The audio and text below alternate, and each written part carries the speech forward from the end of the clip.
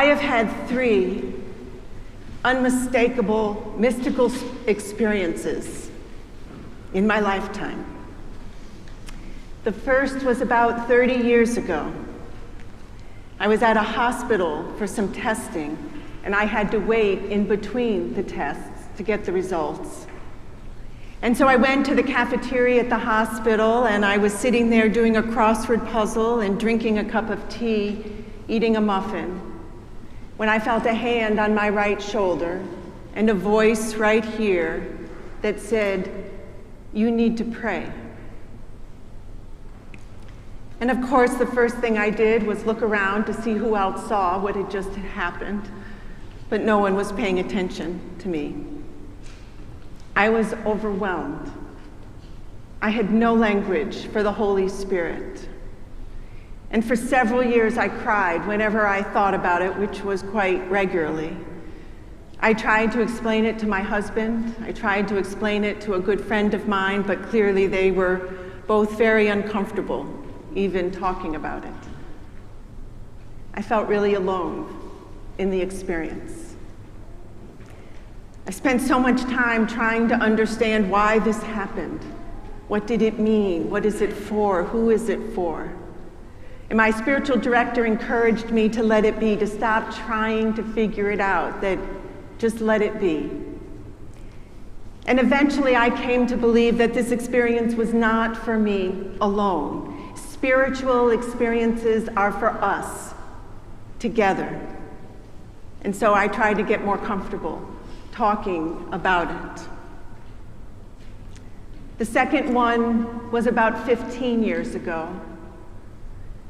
While I was in seminary at Seabury, I was in the chapel one morning waiting for the worship service to begin, and at Seabury the pews are set up choir style, facing each other. And I looked up and I saw Jesus across from me. He was turned, his back was to me, but he was reaching out his hand towards me.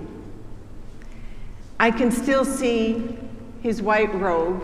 I cannot describe to you his face, but I knew it was him. And the message that came through to me is that the path is precise, the path is clear. I am meant to follow him. Again, I have spent so much time reflecting on the experience. Why did it happen? What does it mean? Who is it for? And frankly, I have a harder time talking about this experience. It's one thing to talk about hearing a voice. It's another thing to talk about seeing a vision. Yet I continue to believe that spiritual experiences are not for us alone. They are for us together. And so I navigate the uneasiness and I share the experience with you. The third one happened about a month ago. This is the first time I'm talking about this experience. While I was meditating, I saw Jesus' face right in front of me. And there was a tear on his cheek. So once again, I reflect, why did this happen? What is it for? Who is it for? I'm still obviously processing. And I see that tear on his face, and selfishly I turn to the grief in my life, to losing my parents, carrying the grief of nearly 40 funerals last year, losing a beloved friend and colleague to a dreadful disease, navigating the trauma coming out of COVID, how we relate to one another, how we engage with one another. And yes, I draw great comfort from Christ's love and compassion for me. And our relationship with God is never primarily about us individually. It is always ultimately about us together. We all experience grief. We all are navigating the trauma coming out of COVID. We are all challenged by the human experience.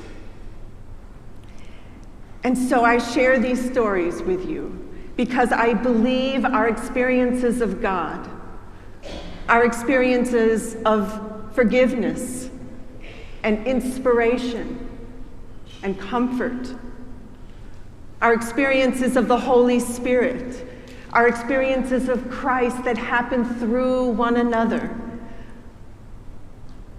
These experiences are our common language. Sharing our experiences with one another inspires us to be Christ's heart and hands and feet in this world. Moses prophesied, would that all the Lord's people were prophets, and that the Lord would put his Spirit on them. Moses is telling us that we are all prophets. We are all meant to share our experiences of God. And then in the lessons from Acts, Peter reminds us of these words from the prophet Joel. God declares, I will pour out my Spirit upon all flesh, and your sons and daughters shall prophesy, and your young men shall see visions, and your old men shall dream dreams. Our spiritual experiences are varied. Voices, visions, dreams, miracles, transformational relationships, seeming coincidences, the grandeur of nature. Our spiritual experiences are varied and yet heard as a common language. Those gathered on the day of Pentecost exclaimed in our own languages. We hear them speaking about God's deeds of powers. Let us be community to one another. Let us love one another, abiding, forgiving, inquiring, caring love. Let us love, and let us share our stories, our common language, so to support and comfort and encourage one another.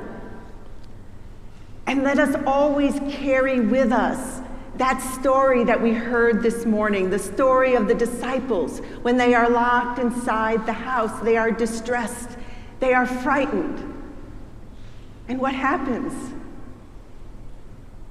Jesus comes and stands among them and says, peace be with you.